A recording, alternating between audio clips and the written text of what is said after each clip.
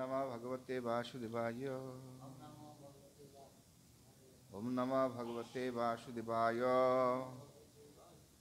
ओम नमः भगवते वासुदेवाय। नारायणं नमस्कृत्य नरं चैव नरोत्तमं देवीं सरस्वतीं व्यासं ततो जयमुदीरयेत्। नष्टप्रायेषु अभद्रेषु नित्यं भागवत सेवया भागवतेरुत्तमश्लोके भक्तिर्भवति नैष्ठकी। मुखं करोति वाचालं पंगुलंघयते गिरिं यत्कृपातमहं वन्दे परमानन्दमाधव। श्रीचैतन्यमीश्वरं हरिं तस्सत्। जय श्री कृष्ण चैतन्य प्रभु नित्यानंद श्री अद्वैत गदाधर शिवासादि गौरभक्तवृंदा। हरे कृष्णा कृष्ण कृष्ण हरे हरे, हरे राम राम राम हरे हरे। हरे कृष्णा। श्रीमद् भगवद गीता যথাযথ আজকে তৃতীয় অধ্যায় কর্মযোগ সম্বন্ধে আলোচনা করব। কর্মযোগের 37 নম্বর শ্লোক আমরা আজকে পাঠ করে শ্রবণ করব। সবাই আমার পিছে পিছে বলবেন, শ্রী ভগবান উবাচ কাম এষা ক্রোধ এষা রজগুণ সমুদ্ভব মহাশন মহাপাপ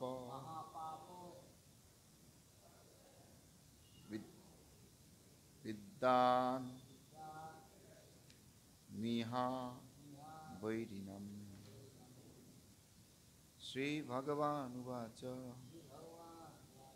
काम एष क्रोधो एष रजोगुण समुद्भव महाशन महापाप महापंपा विद्धि एनम इह वैरिणम। প্রভুপাদের গীতার গান। কাম আর ক্রোধ হয় রজগুণের দ্বারা। কাম আর ক্রোধ হয় রজগুণের দ্বারা। অভিভূত বদ্ধ জীব ত্রিজগতে সারা।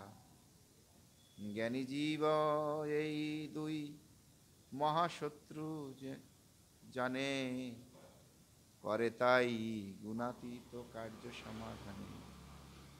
অনুবাদ। পরমেশ্বর ভগবান বলেন, হে অর্জুন, রজগুণ থেকে সমুদ্ভব কামই মানুষকে এই পাপে প্রবৃত্ত করে এবং এই কামই ক্রোধে পরিণত হয়।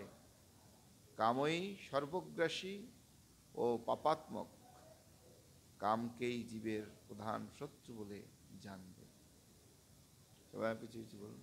পরমেশ্বর ভগবান বললেন, হে অর্জুন, রজগুণ থেকে সমুদ্ভব কামই মানুষকে এই পাপে প্রবৃত্ত করে।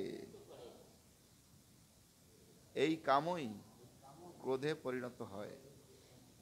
কাম সর্বগ্রাসী ও পাপাত্মক। কামকেই জীবের প্রধান শত্রু বলে জানবে। বুঝে গেল যে রজগুণ, রজগুণ মানে রজগুণ কি থেকে আসে?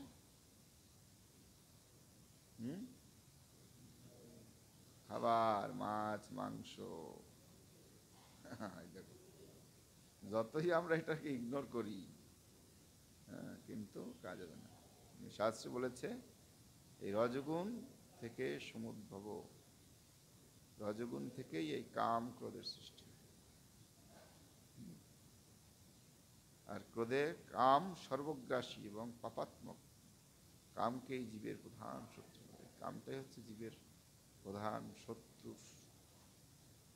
তাই শত্রু থেকে দূর থাকতে হবে। তার মানে রজগুণ পরিত্যাগ করতে হবে। তার মানে জীবাত্মা বন্ধন। তাহলে বিপদ জগতে। এই তাৎপর্য প্রভুপাদ কি বলেছেন, জীব যখন জরা প্রকৃতির সংস্পর্শে আসে তখন তার অন্তরে শাশ্বত কৃষ্ণ প্রেম রজগুণের প্রভাবে কামে পর্যবসিত হয়। কৃষ্ণ প্রেম পরিবর্তন হয়ে যায় কামে। টক তেঁতুলের সংস্পর্শে দুধ যেমন দই হয়ে যায়, তেমনি ভগবানের প্রতি আমাদের অপ্রাকৃত প্রেম কামে রূপান্তরিত হয়। তারপর কামের তৃপ্তির কামের অতৃপ্তির ফলে হৃদয়ে ক্রোধের উদয় হয়। ক্রোধের থেকে মোহ, এবং এভাবেই মোহচ্ছন্ন হয়ে পড়ার ফলে জীব জড়জগতের বন্ধনে স্থায়ীভাবে আবদ্ধ হয়ে পড়ে। তাই কাম হচ্ছে জীবের সবচেয়ে বড় শত্রু। এই কামই শুদ্ধ জীবাত্মাকে এই জড়জগতে আবদ্ধ হয়ে থাকতে অনুপ্রাণিত করে। ক্রোধের থেকে তমগুণের প্রকাশ। এভাবে প্রকৃতির বিভিন্ন গুণের প্রভাবে কাম, ক্রোধ আদি চারিত্রিক বৈশিষ্ট্য প্রকাশ হয়। তাই রজগুণের প্রভাবে তমগুণে অধঃপতিত না হতে দিয়ে যদি ধর্মাচরণ করার মাধ্যমে তাকে সত্যগুণে উন্নীত করা যায়, তাহলে আমরা পারমার্থিক অনুশীলনের মাধ্যমে ক্রোধ আদি ষড়রিপুর হাত থেকে রক্ষা পেতে পারি। ভগবান তার নিত্য বর্ধমান চিদানন্দের বিলাসের জন্য নিজেকে অসংখ্য মূর্তিতে বিস্তার করেন। জীব হচ্ছে এই চিন্ময় আনন্দের আংশিক প্রকাশ। ভগবান তার অবিচ্ছেদ্য অংশ জীবকে আংশিক স্বাধীনতা দান করেছেন, কিন্তু যখন তারা সেই স্বাধীনতার অপব্যবহার করে এবং ভগবানের সেবা না করে নিজেদের ইন্দ্রিয় তৃপ্তি সাধন করতে শুরু করে, তখন তারা কামের কবলে পতিত হয়। ভগবান এই জড়জগৎ সৃষ্টি করেছেন যাতে বদ্ধজীব তার এই কামোন্মুখী প্রবৃত্তিগুলিকে পূর্ণ করতে পারে।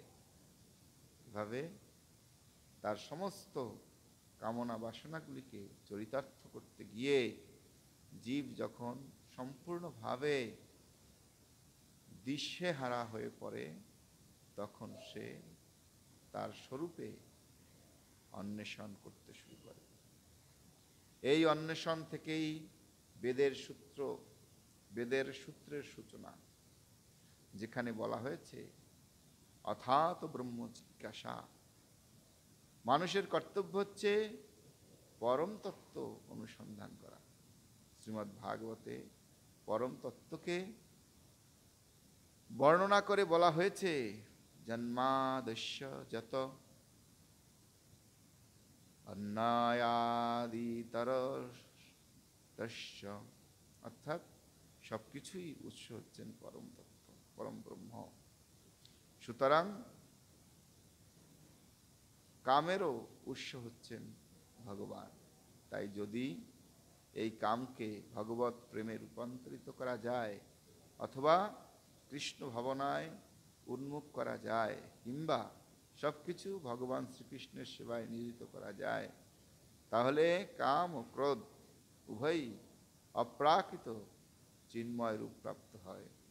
এভাবে কামের সঙ্গে সঙ্গে ক্রোধ ভগবত ভক্তিতে রূপান্তরিত হয়। শ্রীরামচন্দ্রের ভক্ত হনুমান শ্রীরামচন্দ্রকে তুষ্ট করার জন্য রাবণের স্বর্ণলঙ্কা দগ্ধ করেছিলেন, এবং এভাবেই তিনি তার ক্রোধের শত্রু নিধন কার্য প্রয়োগ করেছিলেন। এখানে ভগবদ গীতায় ভগবান শ্রীকৃষ্ণ অর্জুনকে তার সমস্ত ক্রোধ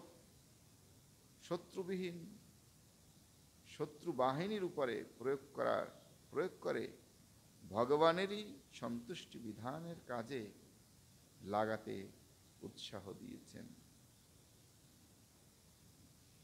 এভাবে আমরা দেখতে পাই যে আমাদের কাম ও ক্রোধকে যখন আমরা ভগবানের সেবায় নিয়োগ করি তখন তারা আর তারা আর শত্রু থাকে না, আমাদের বন্ধুত্বে রূপান্তরিত হয়।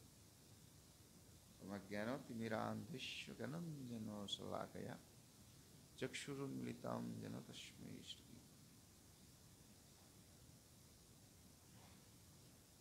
হরে কৃষ্ণ। এখানে বলেছেন, হে অর্জুন, রজগুণ থেকে সমুদ্ভব কামই মানুষকে এই পাপে প্রবৃত্ত করে এবং এই কামই ক্রোধে পরিণত হয় এবং কাম সর্বগ্রাসী ও পাপাত্মক। কামকেই জীবের প্রধান শত্রু বলে জানবে। তাহলে আমাদের প্রধান শত্রু হচ্ছে কাম। এই শাস্ত্র বলছে কি, কামিনীর কাম নহে তব ধন, তাহার মালিক কেবলই যাদব। এই যে কামিনীর কাম, এটা আমাদের ধন। কিছু কিছু পুরুষরা মনে করে আমরা পুরুষ হয়েছি তাই আমরা ভোগ করব, ভোগ করা আমাদের অধিকার। কিন্তু শাস্ত্র বলেছে আমাদের কোনো অধিকার নেই। আমাদের অধিকার শুধু এটুই যে সবকিছুর মালিক হচ্ছেন ভগবান, এবং ভগবানের সবকিছুকে আমাদের তার কার্যের জন্য, তার সেবার জন্য লাগাতে। তাই স্ত্রীদেরকে কি করতে হবে? ভগবত ভক্তে পরিণত করতে হবে, ভক্তে রূপান্তরিত করতে হবে। তাহলে তারা জগতে শান্তি থাকবে, আনন্দ থাকবে। তাদের অত চাহিদা, এই চাই সেই চাই ওই চাই, চাহিদা থাকবে না। আর যখনই তাদেরকে কৃষ্ণ বিমুখ করে রাখবো, আচ্ছা বলছে, হ্যাঁ, তখনই তারা এই জগতের প্রতি আসক্ত হয়ে যাবে। আর জগতের প্রতি যখন আসক্ত হবে তাদের চাহিদা বৃদ্ধি পাবে। তাই আমাদের কর্তব্য হচ্ছে সবাইকে, শুধু স্ত্রীর নয়, পুরুষ, স্ত্রী, বাচ্চা, বুড়ো, সবাইকেই আমাদের কৃষ্ণ ভাবনামৃত আন্দোলনে যুক্ত করতে হবে। তার ফলে কি হবে? আমরা সবাই কৃষ্ণের সন্তান রূপে, এই জগৎ সংসার কার? কৃষ্ণের। তাই এটাকে ভালো রাখা, সুস্থ রাখা, সুন্দর রাখা, ঠিক প্রতিপালন করাটাও আমাদেরই কর্তব্য। আর এই কর্তব্যটা কিভাবে করতে হবে? শাস্ত্রীয় আলোক। এই নয় মন গড়া নয়। মন গড়া করতে গেলেই ভুল হবে। কারণ আমরা জানি না আমাদের কিসে মঙ্গল, আমরা জানি না আমাদের কিসে ভালো হয়। মন তো অনেক কিছুই বলে সবসময়। মন কি করে? মন সবসময় সংকল্প বিকল্প করে। এই করলে ভালো হবে, এই করলে ভালো, এই করবো, এই করলেই একেবারে আমি রাজা হয়ে যাব। এটা হচ্ছে কাম। কিন্তু মনকে কি করতে হবে? বুদ্ধির লাগাম দিয়ে তাকে বুঝাতে হবে, দেখতে হবে যে আসলে কোনটা আমাদের সমাজের কল্যাণের জন্য আমরা করছি, জগৎ কল্যাণের জন্য কি কাজ হচ্ছে, জগতের কিভাবে কল্যাণ হবে, এই জগতের মানুষ কিভাবে ভালো থাকবে, তারা সুখী থাকবে। কিন্তু দেখো আমাদের আচার্যরা, আমাদের গুরু পরম্পরা বা আমাদের পূর্বতম আচার্যরা, ওরা এসে এই জগৎ কল্যাণের জন্য, জগৎবাসীর কল্যাণের জন্য তাদের এই কৃষ্ণ উপদেশ দান করেছে। বা কৃষ্ণ, ভগবান শ্রীকৃষ্ণ কুরুক্ষেত্রের যুদ্ধে অর্জুনকে উপদেশ দিয়েছেন। কেন? জগতের কল্যাণ। এই নয় যে অর্জুনের ভালো থাকার জন্য ভগবান উপদেশ দিয়েছেন। হ্যাঁ, অর্জুনের ভালো ভগবান করতে পারতেন, উন্নতি করতে পারতেন, এতে আর করার দরকার নেই। কিন্তু এই যে উপদেশ, ভগবানের যে নির্দেশ, যে পাপের বিরুদ্ধে বা অন্যায়ের বিরুদ্ধে সংগ্রাম। এখন অনেকে বলবে এই যুদ্ধে তো কৌরব পাণ্ডবরা অনেক মারা গেল, তাতে কি লাভ হলো জগতের? বলে হ্যাঁ, জগতের লাভ হয়েছে। কি হয়েছে? পাপের বিনাশ হয়েছে। বিনাশায় চ দুষ্কৃতম, দুষ্কৃতীদের বিনাশের মাধ্যমে সমাজের কল্যাণ। তাহলে কি দরকার আছে সরকারের এই বড় বড় ওই চোর ডাকাত এগুলো ধরে জেলে ভরা? দরকার ছিল না। বা এদেরকে ফাঁসি দেওয়া, এদের মারা, এটা সরকারের কোনো দরকার ছিল না। দরকার কেন? যখন দুষ্কৃতীরা সমাজে ভরে যায় তখন সমাজের যে শৃঙ্খলা বা সমাজের যে নিয়ম সেগুলো ভঙ্গ হয়। হ্যাঁ, তাই তারা কি করে, সরকার এই দুষ্কৃতীদের জেলে ভরে। সেরকম শাস্ত্র আমাদের এই শিক্ষা দেয় যে শাস্ত্রীয় শিক্ষার মাধ্যমে আমরা যখন সৎ পথে সুন্দর জীবন যাপন করব, পরিবেশ বান্ধব জীবন যাপন করব, তার মাধ্যমে এই সমাজেরও কল্যাণ হবে। হ্যাঁ, কারণ আমরা এই সমাজের একটা অংশ, আমরা এই সমাজের, হ্যাঁ, সমাজকে নিয়েই বেঁচে থাকি। এই সমাজ আমাদের, তাই এই সমাজকে রক্ষা করা আমাদের কর্তব্য। তাই সমাজকে রক্ষা করতে হবে কীভাবে আমরা জানি না। তাই শাস্ত্র অনুযায়ী আধ্যাত্মিক জীবন, সুষ্ঠু জীবন, সুন্দর জীবন যাপন করতে হবে, যার মধ্যে কোনো কাম থাকবে না, ক্রোধ থাকবে না। হ্যাঁ, বা কাম ক্রোধ যদি থাকে সেটাকে, হ্যাঁ, কৃষ্ণ সেবায়, ভগবত সেবায় যুক্ত করতে হবে। বলছে শাস্ত্র বলছে কাম কৃষ্ণ কর্মার্পণে, কামকে একমাত্র কৃষ্ণ কর্মার্পণে, কৃষ্ণ কর্মের জন্য লাগাতে হবে। শাস্ত্র বলছে যে কি করতে হবে, আমাদের সুন্দর কৃষ্ণ ভক্তের জগতে প্রকট করতে হবে। শাস্ত্র নির্দেশ আছে যে কিভাবে গৃহস্থরা এই পৃথিবীতে কৃষ্ণ ভক্তদের বা ভালো মানুষদের জগতে নিয়ে আসতে পারে। সেটাও কাম, কামের মাধ্যমেই জগৎ সৃষ্টি হয়েছে। হ্যাঁ, জগতের সৃষ্টি হবে, জীবের সৃষ্টি হবে, কিন্তু সেটা কৃষ্ণ কৃষ্ণ ভক্তিময় জীবনযাপনের মাধ্যমে সেই সন্তানদের এখানে। দেখো আমরা যদি ভালো মানুষকে ডাকি জগতে তাহলে ভালো মানুষ আসবে, আর যদি চোর ছাচ্ছর ডাকাতকে ডাকি তাহলে ও ডাকাতরাই আমাদের ঘরে আসবে, আমার সন্তান রূপে এসে মানুষের সমাজের বদমাশ। সেজন্য কামটাও আমাদেরকে কৃষ্ণ কর্মার্পণ, কৃষ্ণের জন্য করতে হবে, কৃষ্ণ ভক্তদের এই জগতে আনার জন্য, কৃষ্ণ ভক্তি প্রচার করার জন্য। যেমন ভক্তিবিনোদ ঠাকুর যখন উনি ভক্তি সিদ্ধান্ত সরস্বতী ঠাকুরের জগতে নিয়ে আসতেন, উনি গিয়ে জগন্নাথ প্রার্থনা করেছিলেন, হে জগন্নাথ, আপনি আমাকে এমন একজন সন্তান দিন যিনি আমাকে এই কৃষ্ণ ভক্তি প্রচারে সাহায্য করেন। এরকম প্রার্থনা বা ভগবানের কাছে নিবেদন, এগুলোর মাধ্যমে ভালো ভালো সন্তানরা, সুসন্তানরাই জগতে। দেখো আগে অনেক সুসন্তানরা জগতে আসতো, এখন আসছে না কেন? এখন তো চোর ছাচ্ছর বদমাশগুলো সব আসছে কেন? হ্যাঁ, কারণ আমরা ভগবানের কাছে যাই না, ভগবানের কাছে প্রার্থনা করি না, সুসন্তানকে ডাকি না। কীভাবে তাদেরকে ডেকে ঘরে আনতে হবে, তাদেরকে কীভাবে করতে হবে সেটা আমাদের জানতে।